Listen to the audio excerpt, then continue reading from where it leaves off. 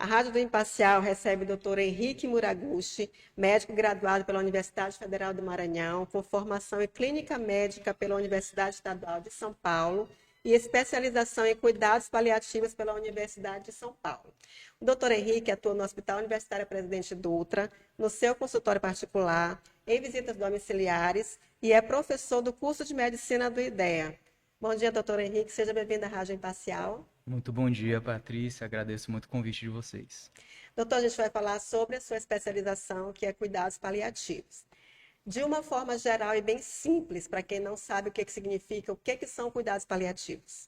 Perfeito, Patrícia.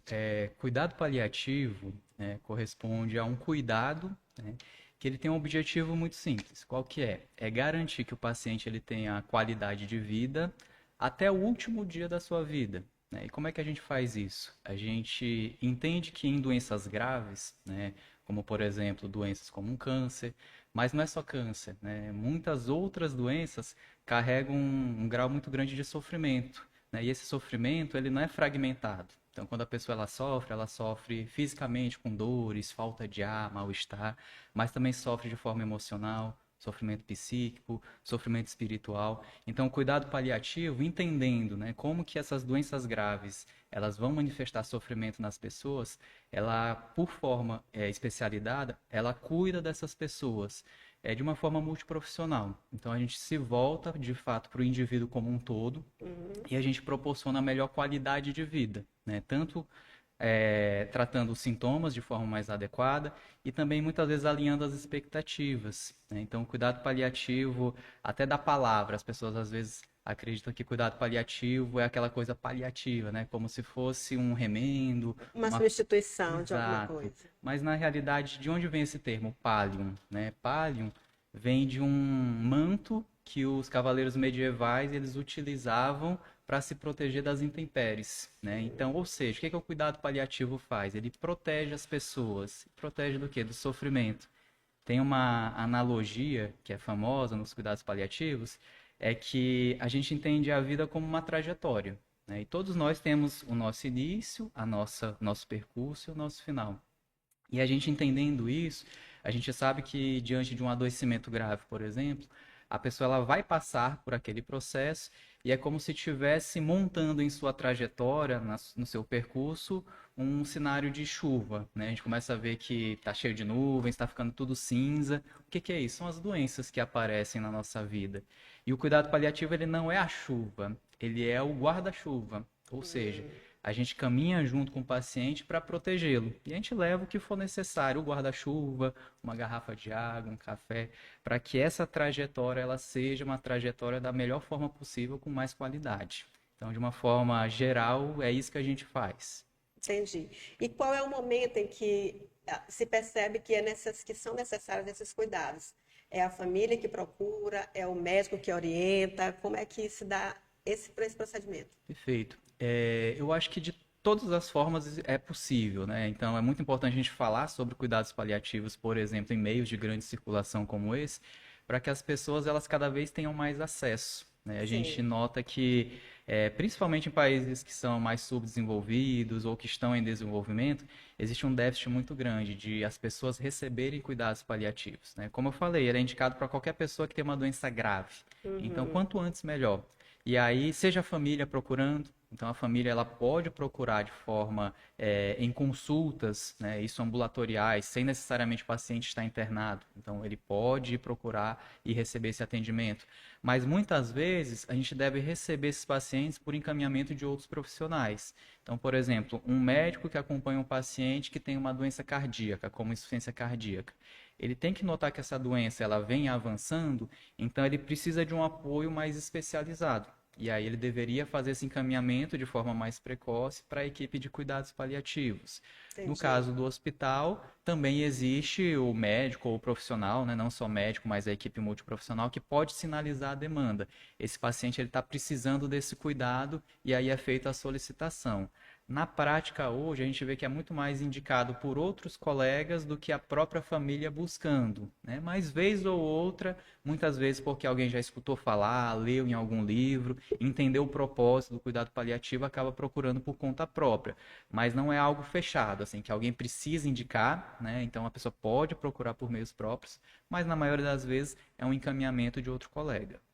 Certo. E há algum mito sobre esse tema que a população ainda, né, dissemine? O que pode ser desmistificado? Perfeito, mitos são muitos, né? Acho que são incontáveis, mas eu acho que um dos principais é de que cuidado paliativo é apenas para quem está morrendo. Sim, tem. Então, esse é Já um está à mito beira da que. morte. Exatamente. Então, a gente precisa desmistificar isso, né? Então, como eu falei, qual que é o objetivo do cuidado paliativo? Trazer mais qualidade de vida. Ou seja, se eu tenho uma doença grave, o que eu mais quero? Qualidade de vida. Sim, Controlar bem os sintomas, principalmente alinhar as expectativas de forma realista. Então, quanto antes o cuidado paliativo entrar, melhor. Então, para doenças que são graves, que são doenças que podem, inclusive, ameaçar a continuidade da vida dessa pessoa, a gente deve entrar de forma precoce. Então, não é apenas para quem está perto do final da sua vida. Outro mito é que o cuidado paliativo ele vai antecipar a morte da pessoa. Também é um sim. mito muito equivocado. O nosso intuito é aumentar o máximo de tempo possível com qualidade, né? Então, enquanto a pessoa puder viver com qualidade, a gente quer aumentar sim essa vida, mas a gente também não quer prolongar de uma forma artificial uma vida que é só sofrimento. Então, é esse alinhamento que o cuidado paliativo faz. Então, a gente não quer antecipar a vida, a gente quer, na verdade, buscar, de fato, essa qualidade pelo máximo de tempo que for possível. Entendi. E buscando essa qualidade, claro que isso vai ter impacto tanto na vida do paciente, na qualidade de vida dele, quanto das familiares também, né? Tem isso, essa relação? Perfeito. Quando a gente vê um paciente, a gente sabe que não dá para separar, né? A família e o paciente estão no mesmo cerco, no mesmo contexto. E quando alguém adoece, não é só ele que sofre. A gente sabe que a família também vai sofrer, né? E isso é manifestado como, né? Uma pessoa que às vezes é o provedor da casa, né? A pessoa que trabalha. Se ela adoece, como é que essa família fica no contexto social, financeiro? Então a gente tem que se atentar para isso, porque às vezes essa é a principal demanda daquela família e daquele paciente. Sim. E aí às vezes fica naquela expectativa de quando a pessoa vai voltar a trabalhar, quando na verdade muitas vezes a gente tem que entender que talvez ela não volte a trabalhar. Então como é que essa família vai se reestruturar nessa nova condição? Outra situação é o caso dos cuidados. Então, para alguém que adoece, muitas vezes essa pessoa ela vai precisar de auxílio da própria família. Auxílios esses que podem ser muito simples, como um controle das medicações, levar esse paciente para a consulta, mas às vezes até coisas mais complexas, como fazer um cuidado de higiene, dar banho nesse paciente, fazer trocas, curativos, trabalhar com uma pessoa acamada. Então, veja o quanto que isso vai impactar na rotina dessa família. E o luto antecipatório também, que ele já acontece a partir de muitas vezes um diagnóstico. Imagina uma pessoa que ela é jovem, ela está no auge da sua produtividade e ela recebe um diagnóstico, por exemplo, de uma doença como esclerose lateral amiotrófica. Então, a partir dali, aquela pessoa que ela é jovem, ela já começa a vivenciar um luto daqueles projetos que não serão realizados, um luto de coisas que eu gostaria de fazer que não serão concretizadas. Então, isso já vai gerar um luto tanto para o paciente quanto para a família. Então, Sim. a gente percebe que não dá para a gente desvencilhar, né? Família e paciente. A gente precisa tratar todo mundo junto, porque todo mundo acaba vindo numa carga muito grande de sofrimento e numa necessidade de cuidados também muito grande, que precisam ser cuidados mais específicos, especializados, que é o que a gente trabalha em equipe multiprofissional. Certo. Agora, doutor, se esse amparo de uma equipe médica, né, tem procedimentos desnecessários que podem acelerar esse processo mais grave da doença que a Com pessoa certeza, enfrenta? com certeza. A gente considera assim, eu considero que existem três grandes artes na medicina, né? A gente tem a arte do diagnóstico, fazer diagnósticos cada vez mais precoces e mais adequados. Tem o tratamento, né? Também que a gente busca sempre os melhores tratamentos. E tem o prognóstico. Então, no cuidado paliativo, nós somos os especialistas nessa arte, que é o prognóstico. A gente entende a trajetória das doenças. Então, as doenças, elas costumam ter uma curva, né, de doenças crônicas que a gente sabe como que ela vai caminhar durante o processo. E aí, nesse processo, a gente tem que ter muita clareza para quê? Para saber aquelas coisas que de fato vão trazer benefício e aquelas que não vão trazer benefício. Então, isso eu lido diariamente. Às vezes, um paciente que ele é mais frágil, né, se ele recebe tratamentos, às vezes, muito invasivos, intervencionistas, às vezes ele falece pelo próprio procedimento que é indicado, né, sendo que a gente precisava ali alinhar, talvez, um tratamento menos invasivo para que ele pudesse tanto melhorar a qualidade de vida, diminuir sofrimento e, inclusive, prolongar a sua vida. Então, esse ajuste, essa coordenação do cuidado dessas pessoas que vivem com doenças graves, é o cuidado paliativo que faz. Então, sem sombra de dúvidas, a gente precisa sim entender quais são os valores de vida desse paciente, alinhar isso à trajetória da doença, para que a gente possa sim traçar o melhor plano de cuidados, quais são os melhores tratamentos e quais são aquelas coisas que são ou não indicadas naquela fase da vida. Tá, agora, doutor, é uma busca que é fácil para quem não tem acesso financeiramente? Hoje a gente vive de fato num déficit muito grande, tanto de acesso, né, quanto de profissionais. Então, muitas vezes a pessoa ela nem sabe o que é cuidado paliativo, às vezes o profissional não indica de forma precoce, então a pessoa não tem acesso, não chega. Mas mesmo se a gente tivesse hoje uma mudança muito grande cultural, né, dos próprios profissionais da área da saúde de encaminhar, a gente não tem um número de profissionais hoje que são capacitados para ofertar esse cuidado. E aí, de fato, existe sim um déficit muito grande, onde muitas pessoas não recebem cuidados paliativos e não têm acesso às coisas que são mais básicas para garantir dignidade. Por exemplo, medicações para dor. Então, a gente vê um déficit muito grande, né? Se a gente fosse comparar dentro do SUS para o hospital particular, por exemplo, a gente sabe que existe um déficit grande. Então, quem tem mais condição financeira acaba tendo sim mais acesso a tanto os melhores tratamentos quanto as melhores medicações para ter um cuidado que é voltado também para o seu conforto. Então, esse acesso de fato, ele infelizmente ele é desigual e tem uma política nacional de cuidados paliativos que ela saiu recentemente, que ela vem para tentar aliviar um pouco essa diferença.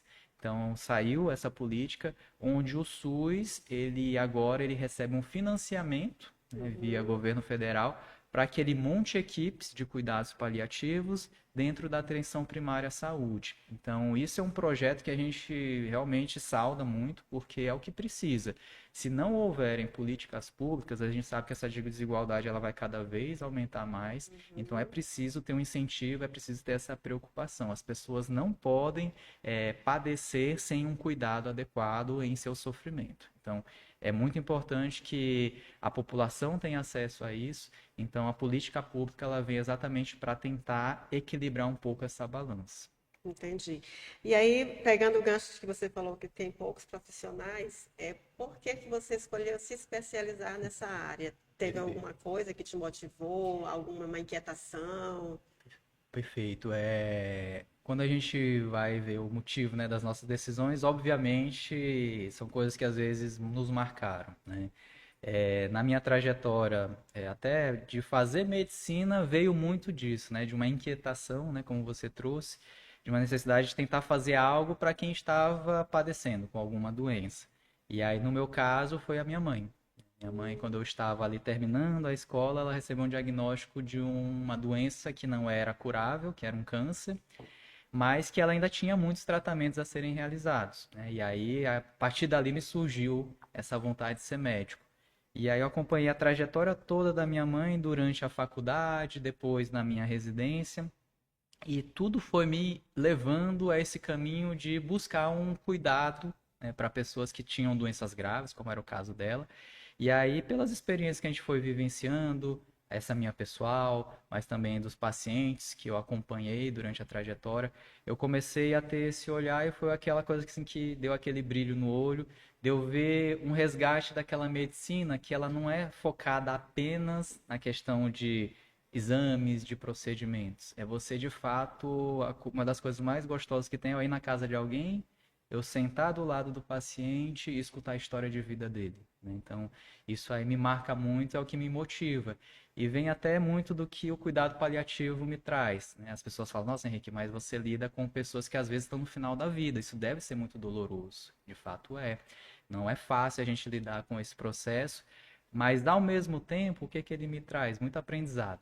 Então, o cuidado paliativo, ele traz um aprendizado para quem está em uma doença, mas também para todos nós que não estamos com uma doença grave. Por quê?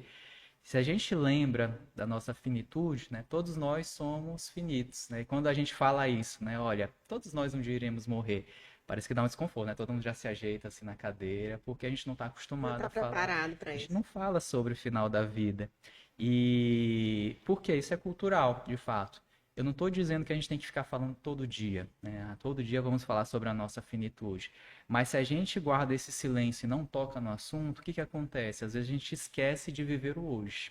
Então, quando eu me deparo com um paciente que às vezes tem um prognóstico de poucos meses de vida, mas eu vejo aquela garra, aquela vontade de viver, eu olho para os meus problemas e eu vejo, né, como meus problemas são pequenos diante daquela situação. Então, isso me dá uma motivação para eu viver o hoje, o presente e focar de fato naquilo que mais importa, né? E cada um tem a sua espiritualidade, os seus princípios de vida, e aí você volta para si, né, nesse mundo hoje que a gente vive de tanta tecnologia, de tanta informação, mas a gente é um resgate para a gente olhar, mas espera aí, qual que é a minha essência?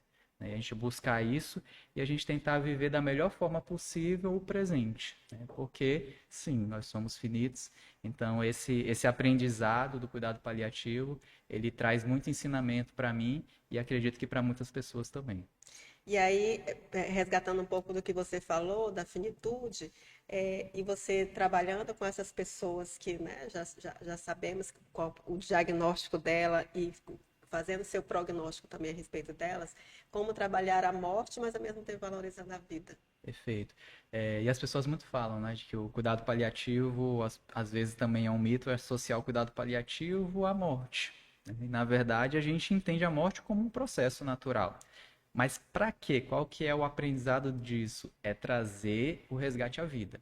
Então, o nosso intuito é garantir o máximo de vida plena possível, né, diante daquela condição, como você trouxe, que às vezes é uma condição que ela é difícil, que é uma condição que vai gerar sofrimentos e sintomas. Então, a gente tenta buscar, através desse alívio, desse sofrimento, que a pessoa ela possa viver plenamente, né?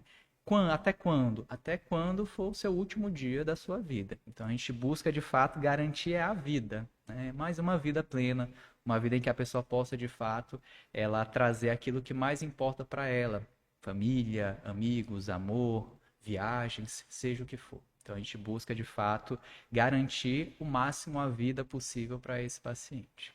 Tá, eu não sei na cabeça das outras pessoas, mas quando eu penso assim, cuidados paliativos, eu penso uma pessoa numa cama ali, ou na casa, ou no hospital, recebendo ali aqueles cuidados.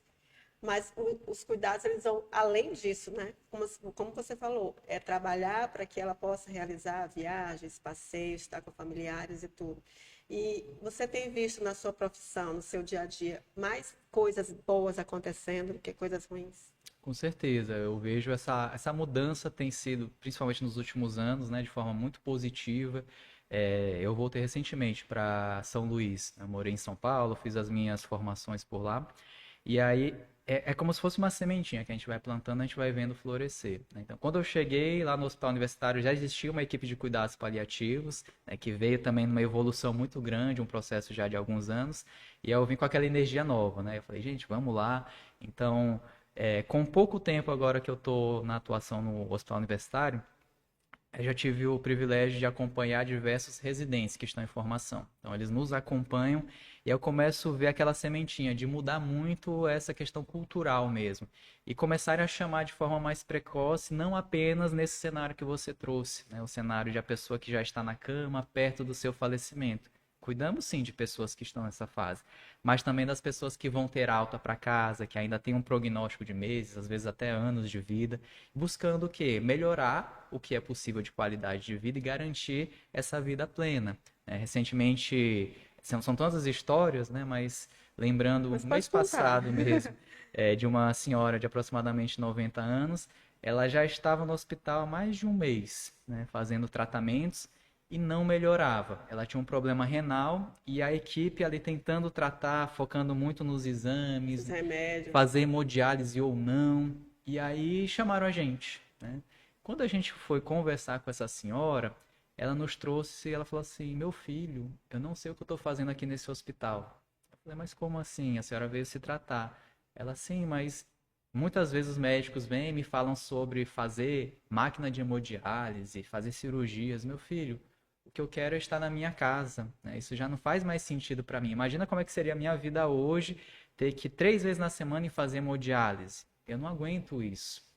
E aí, quando a gente pega esse discurso, coloca no centro ali do cuidado do paciente, a gente começa a focar na prioridade. Qual que é a prioridade dela? É viver com qualidade e poder ir para casa. É possível? Aí vem a questão que eu falei para você, que é trazer a clareza e a realidade do que está acontecendo. E era possível. O que que faltava? Esse manejo mais adequado dos sintomas, que aí em poucos dias a gente conseguiu ajustar as medicações e ela pôde ir para casa. E ela segue até hoje em casa, tendo a sua vida de forma tranquila, sem hemodiálise, sem ter feito outros procedimentos. Que inclusive talvez, pela fragilidade que ela tinha, se ela tivesse feito hemodiálise ou outros procedimentos, ela até poderia ter piorado e falecido. Então, é de fato fazer esse alinhamento tanto da expectativa do paciente, né, colocar isso no centro das decisões e alinhar com a doença. Mas isso não gera um desconforto entre a equipe de cuidados paliativos e a equipe médica que está cuidando daquele paciente? Com certeza. E aí vem muito disso que eu te falei dessa de plantar a sementinha, né? Então, quando a gente começa a trazer à tona essa temática, essa forma do cuidado, gera assim um desconforto, né? E às vezes até um preconceito, tanto da equipe médica quanto da equipe multiprofissional. Como é que a gente quebra isso? Com a educação, né? Por quê? Eu não fiz medicina para fazer mal para ninguém, né? O que eu quero fazer é um cuidado adequado para os pacientes. E aí, quando eles entendem que essa forma de cuidado ela pode trazer muitos benefícios, aí começa a mudar esse preconceito. Só que isso não é da noite para o dia, né? Então, a gente precisa sempre estar fazendo aulas, discussão de caso, capacitação. Assim, durante minha semana no hospital, pelo menos umas 3, 4 vezes, eu estou reunido com uma equipe multiprofissional de 15, 20 pessoas para estar discutindo os casos. Porque realmente, se eu for lá e falar apenas, olha, esse é o tratamento, as pessoas vão gerar um desconforto, Sim. às vezes não vão entender o processo, eu preciso explicar o que está acontecendo. E aí isso, de fato, vem através da educação e desse processo de ver os bons resultados. Então, como as pessoas começam a ver, por exemplo, essa paciente, nossa, ela teve realmente uma melhora dos sintomas, pôde ir para casa. Aí a equipe começa a me chamar para outros casos, né? Isso vai desmistificando e vai disseminando de fato o que é uma boa prática em cuidados Que paliativos. envolve também o consentimento da família, né? Perfeito. A gente nunca faz nada que apenas se volta para o A vontade do médico, o paciente. médico toma a decisão e fim, né? A gente trabalha muito com o que a gente chama de decisão compartilhada. A gente tem um processo de evolução da medicina em que no início, né, a medicina ela era muito focada no médico, né? Que a gente chama isso de um modelo paternalista, ou seja, o médico ele é detentor do conhecimento, ele sabe o que é o melhor para o paciente e o paciente não tem voz. Então ele Sim. decide, você vai fazer essa cirurgia, você tem que fazer esse procedimento, esse tratamento. E muitas vezes o paciente falava, pelo amor de Deus, olha para mim, porque isso aqui para mim não faz sentido. Não estou conseguindo mais caminhar dessa forma. E aí a gente muda para um outro modelo, né, que é o modelo de decisão compartilhada, que é o quê? A gente traz sim quais são os tratamentos mais adequados e a gente alinha isso com as expectativas do paciente e da família. E aí a gente chega num caminho do meio, que é o caminho que a gente acredita que é o mais adequado, né? Respeitando valores de vida do paciente e aquilo que a medicina pode trazer como melhor cuidado para esse paciente. Entendi. E você trabalha com residentes e agora e trabalha também com alunos, né? Que estão querendo entrar nesse ramo. É, qual seria essa demanda, essa procura por essa especialização? Ela tem aumentado? Você tem percebido isso? Também tem uma preocupação de outras pessoas quererem também entrar nesse ramo? Perfeito.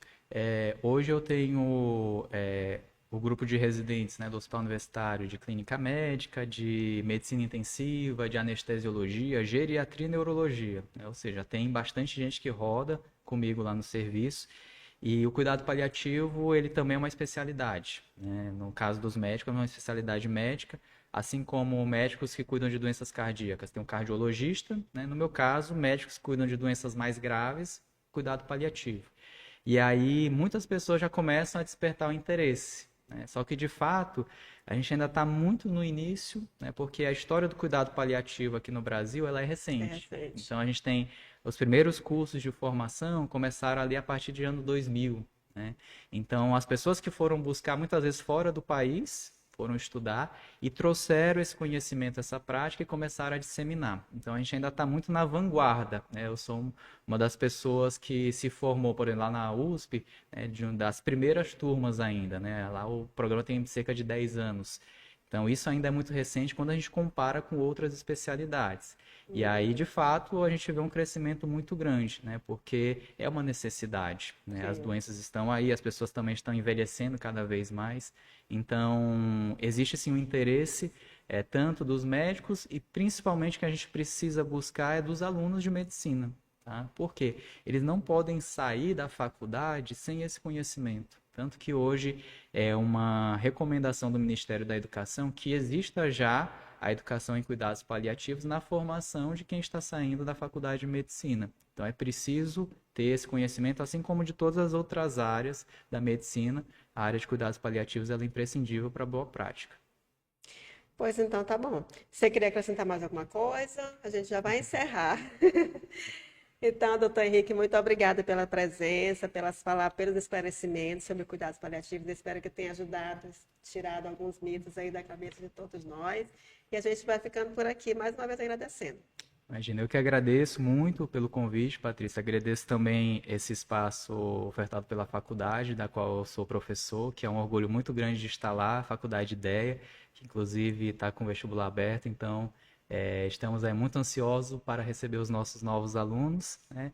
E agradecer muito esse espaço do Imparcial para poder falar sobre uma temática que ela é muito relevante para todos nós, para a sociedade de uma forma geral. Obrigado. Está certo. Obrigada, a gente vai ficando por aqui.